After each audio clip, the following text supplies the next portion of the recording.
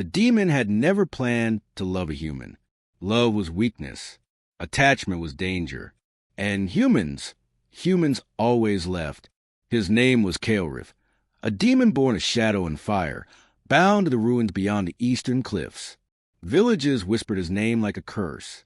Mothers used it to frighten children into obedience. To them, he was death wearing a face. To himself, he was empty, until the night Arya fell into his world. She was running when he first saw her, breathless, desperate, blood staining the edge of her sleeve. A broken bridge had betrayed her, and the forest below swallowed her whole. Kael'rith sensed her impact like a spark against his realm, a fragile human life trembling on the edge of ending. He could have ignored it. He didn't. When Arya opened her eyes, she expected pain. Instead, she saw glowing embers in the dark, eyes watching her, steady and unblinking. She screamed. Kael'rith stepped back at once, as if struck. He had forgotten how loud fear sounded. "I won't hurt you," he said, though his voice carried the rough echo of something not meant for human ears. She didn't believe him. Not at first. But she was trapped, her leg injured, the night deep, the forest alive with worse things in him. Fear slowly turned into stillness. "You're a demon," she whispered. "Yes." "Then kill me." Kael'rith frowned. "Is that what humans want now?" Arya laughed weakly, then winced. "No, I'm just tired of running." Something shifted between them. He carried her to ruins, ancient stone pillars wrapped in vines and moonlight. He tended her wounds with surprising care, his clawed hands gentle, precise. Arya watched him closely, waiting for the moment the monster revealed itself. It never did. Days passed. She should have left once she could walk again. Kael'rith told her so. He even pointed her toward the path that led back to human world. But she stayed. She asked him questions about the ruins, about the scars across his chest, about the loneliness that clung to him like a second skin. No one had ever asked before. Kael'rith learned the sound of her laughter, learned how she hummed when nervous, learned that humans were loud, fragile, and unbearably warm. Arya learned that demons could be quiet, that they could sit for hours without speaking, that Kael'rith watched sunsets like they might disappear if he blinked. Love didn't arrive like a spell. It arrived like habit. One evening turned into many. Shared meals, shared silence, shared glances that lingered a little too long. But Arya was human, and humans remembered the world they came from. "I can't stay forever," she admitted one night, staring into the fire. "I don't belong to the dark." Kael'rith felt something cold twist inside him. "I know," he said. He didn't tell her how the thought hollowed him, how the idea of her leaving echoed louder than any battle cry he had ever heard. Travelers began passing near the forest again. Their voices carried stories of cities, safety, futures. Arya listened more than she spoke. Kael'rith watched her drift, not away from him, but towards something he could never give. Fear crept in. For the first time in centuries, the demon was afraid. Afraid of time. Afraid of choice. Afraid that love, freely given, could be freely taken away. Arya touched his hand one night, sensing the tension in him. "You're distant," she said softly. "I am the same as I have always been," he replied. She didn't argue, but doubt flickered in her eyes. That night, when she slept, Kael'rith stood alone among the ruins. Beneath a fallen pillar lay symbols etched into stone. Ancient, forbidden, pulsing faintly with power. Magic he had sworn never to use again. Not to destroy, not to control, but to keep. He told himself it would be small. A whisper to fate, a nudge to the heart. Magic to make love stay where it belonged. Because losing her felt worse than any curse. As his fingers traced the first symbol, the stone grew warm. And somewhere in the darkness, something listened. Arya felt it before she understood it. At first, it was just a strange calm.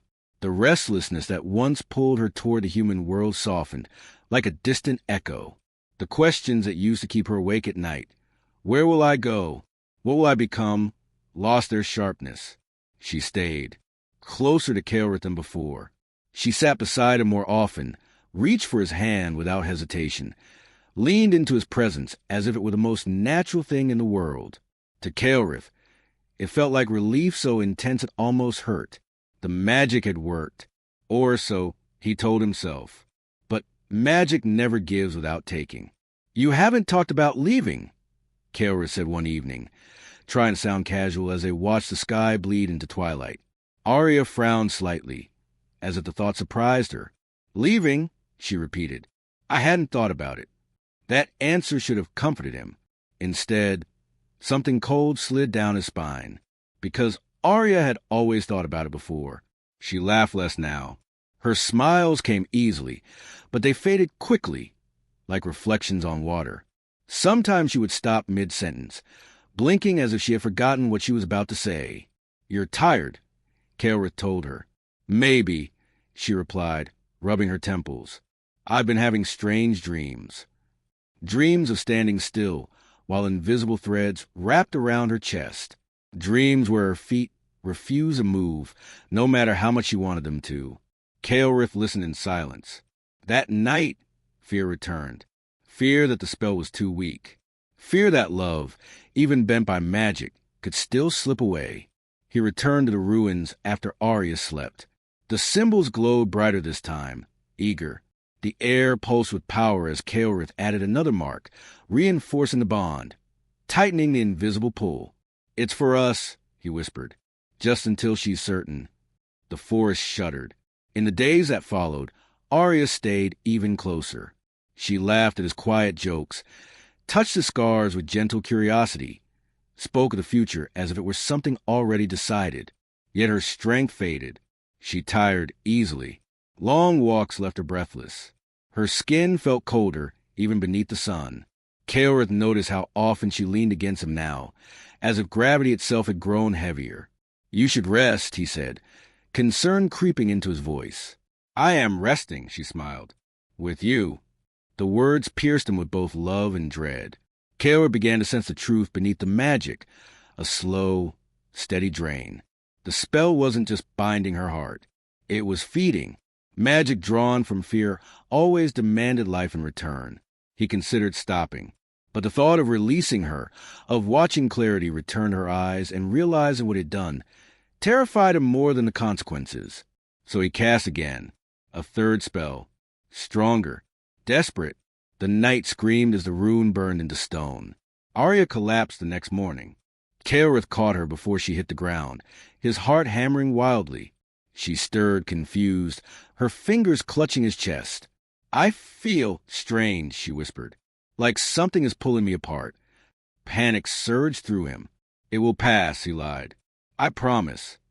But promises meant nothing to magic older than remorse. From that day on, Arya rarely left the ruins. Her world narrowed to Kael'rith, to his voice, his presence, his arms holding her upright when her legs failed. She loved him.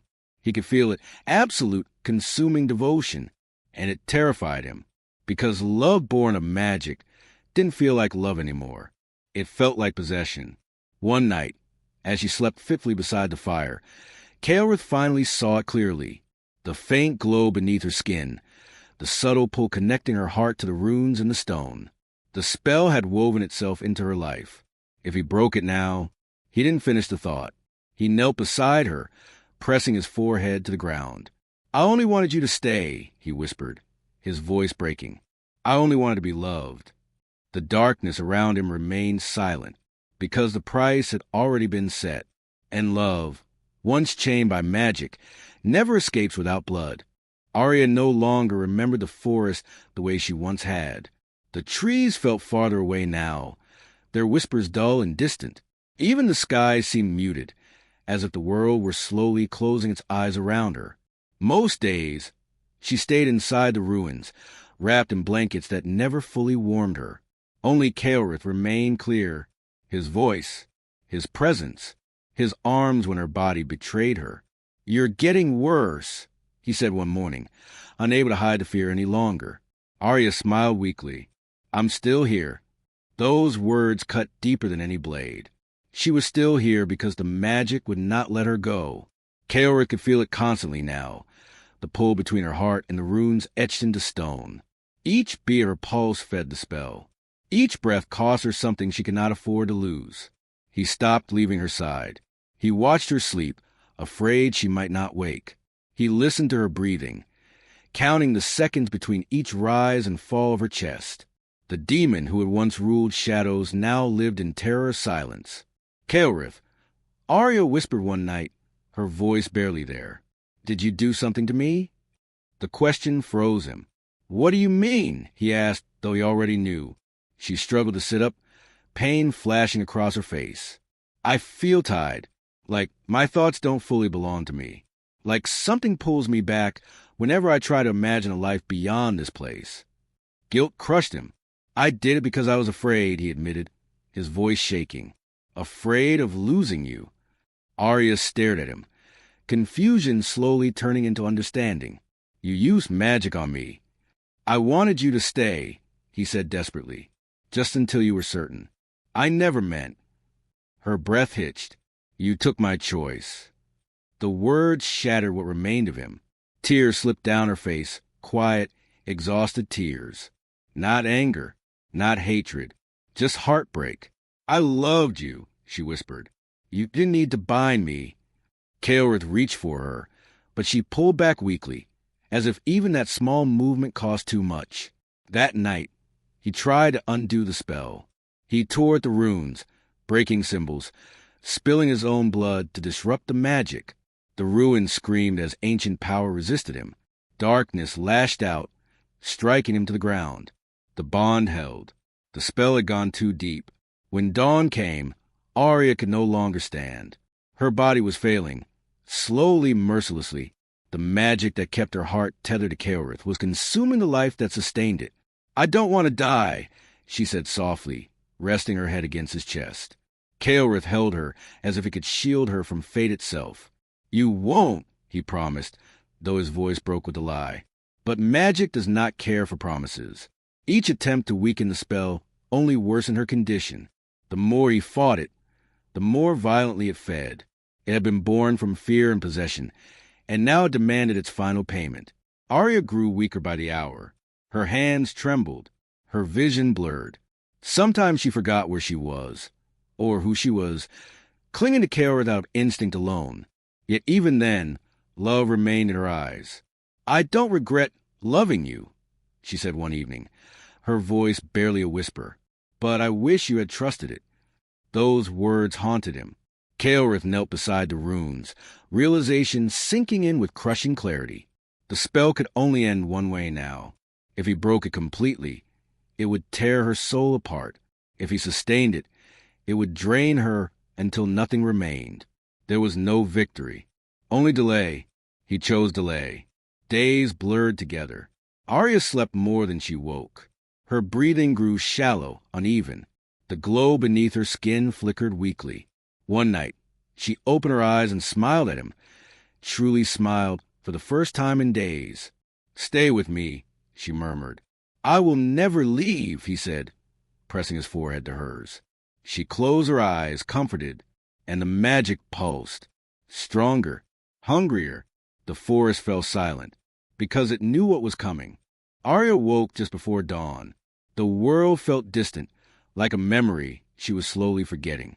Light filtered through the broken stone above, pale and trembling. She could hear Kael'rith's heartbeat beneath her cheek, steady, frantic, afraid. She smiled faintly. "You're still here," she whispered. Kael'rith tightened his arms around her. "I will always be here."